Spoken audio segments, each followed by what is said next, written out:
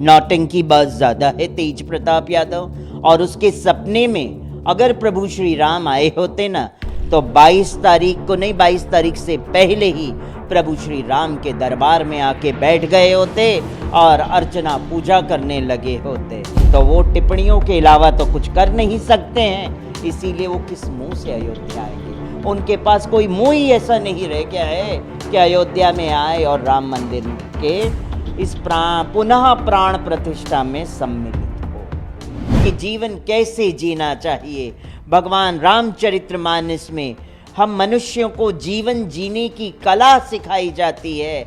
अगर आप रामचरितमानस पढ़ें तो उसमें हमें हमारा जीवन कैसे जीना चाहिए ये दर्शाया जाता है।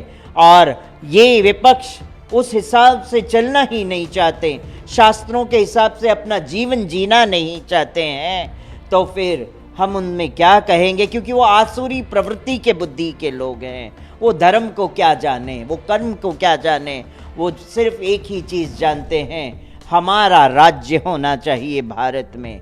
तो ऐसा नहीं हो सकता है।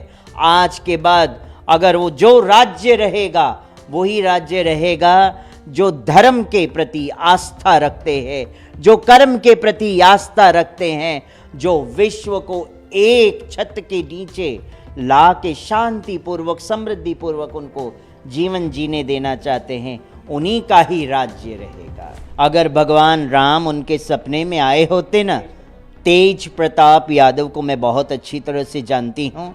तेज प्रताप यादव तो एक तो पहली बात तो वो ड्रामेबाज ज़्यादा है, नौटंकी बहुत ज़्यादा है तेज प्रताप यादव। और उसके सपने में अगर प्रभु श्री राम आए होते ना, तो 22 तारीख को नहीं, 22 तारीख से पहले ही प्रभु श्री राम के दरबार में आके बैठ गए होते और अर्चना पूजा करने लगे होते। ये तो सब झूठ कथा कथित मिथ्या बातें करते हैं कि भाई हमें भी कोई फुटेज मिल जाए, उस चक्कर में ये लोग भी करते हैं। मुझे तो बड़ी हंसी आती है। ये सब ड्रामेबाजी है इनकी और कुछ नहीं है। आस्था भक्ति ये सब कुछ नहीं है इनके अंदर। जीवन में जिसके अंदर आस्था भक्ति और श्रद्धा होते तो वो हमेशा किस ना नहीं कहते, वो कहते जब प्रभु राम का दरबार सज रहा है तो वही राम है, वही कृष्ण है, वही नारायण है, वही जगन्नाथ बलदेव सुभद्रा है, वही तो अखिल कोटि ब्रह्मांड के नायक है। अब जब राम का दरबार सज गया है, पूरा विश्व सीता राममय हो गया है, तो क्यों ना हम भी हो जाए उसके साथ सीता राममय। तो ये तेज प्रताप यादव का सारा ड्रामा है, नौटंकी है और कुछ नहीं है उसके अंदर। अब क्या कहें इन लोगों को, ये लोग जाने से मना क्यों कर रहे हैं, क्योंकि अब ये किस तरह से मुंह दिखाएंगे। क्योंकि उनके समय में जब उनका भी समय था, उनका भी राज्य था यूपी पे, तब उन्होंने प्रभु राम का दरबार ना सजा पाए, तब ये लोग विरोध में रहे। और आज जब राम दरबार सज चुका है तो वो नहीं आने का मतलब ये है कि वो अब किस मुंह से अयोध्या आएंगे, क्यों किस मुंह से पत्रकारों को हम संबोधित करेंगे कि आज प्रभु राम का मंदिर सज गया है, तो आप इसके ऊपर क्या कहना चाहेंगे। तो वो टिप्पणियों के अलावा तो कुछ कर नहीं सकते हैं, इसीलिए वो किस मुंह से अयोध्या आएंगे। उनके पास कोई मुंह ही ऐसा नहीं रह गया है कि अयोध्या में आए और राम मंदिर के इस पुनः प्राण प्रतिष्ठा में सम्मिलित हो।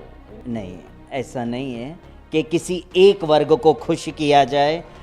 हमारी भारतीय जनता पार्टी, आदरणीय प्रधानमंत्री नरेंद्र मोदी जी और उनकी टीम हमेशा सबको एक ही नज़रिए से देखा है। अयोध्या में आप देखिए, जहाँ राम मंदिर सज रहा है, दज रहा है, प्रभु राम की पुनः प्राण प्रतिष्ठा हो रही, तो दूसरी तरफ अयोध्या में मस्जिद का भी निर्माण हुआ, उनको भी जगह दी गई है। ऐसा नहीं है कि उनको जगह नहीं दी गई है। पूरे वर्ल्ड में इतना बड़ा कुरान शरीफ भी रखा जा रहा है उसके अंदर। मैं गलत बोल रही हूँ या सही बताओ आप, है कि नहीं। तो जब रखा जा रहा है तो यहाँ से पता चलता है बीजेपी सरकार समभाव रखती है। वो पार्शलिटी नहीं कर रही है, वो सबको एक समझ रही है, क्योंकि वो जानती है एक नोर ते सब जग उपज्या, कौन भले कौन मंदे, कोई गलत नहीं कोई सही नहीं, एक नूर से हम सबका उत्पत्ति हुई है और उसी में ही हम सबको विलय होना है। हम सब जीवात्मा हैं, मगर हम इस पृथ्वी पे आए हैं तो हम इनको मानते हैं उनको मानते हैं।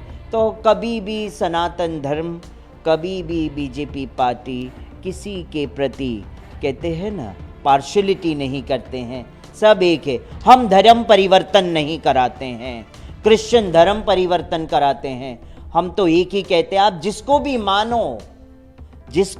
मानो आप, है ना, श्रद्धा पूर्वक मानो और उनकी शरणागत ग्रहण करो।